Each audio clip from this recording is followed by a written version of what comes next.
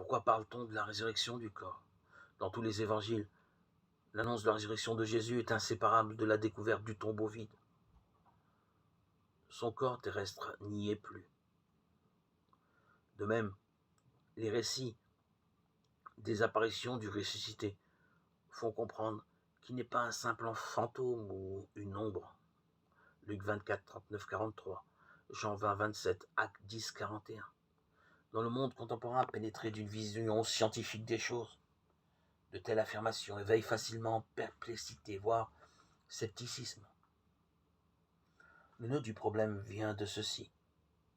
Quand de nos jours, nous essayons de conceptualiser la réalité de la résurrection, nous l'imaginons spontanément comme la réanimation d'un cadavre. Or, il y a dans l'Évangile selon saint Jean un récit de cet ordre, l'histoire de Lazare, Jean 11.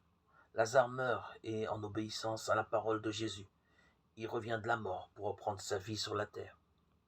C'est effectivement un grand signe de la puissance du Fils de Dieu sur la mort, mais il est fondamentalement différent de l'annonce de la résurrection.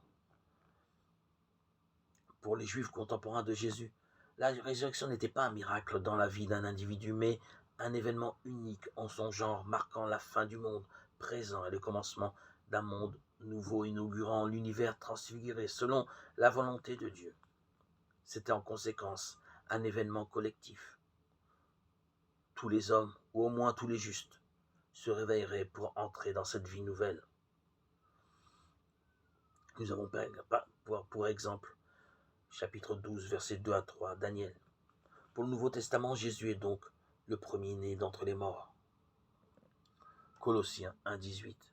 Sa résurrection fait de lui l'aîné d'une multitude de frères. Romains 8, 29.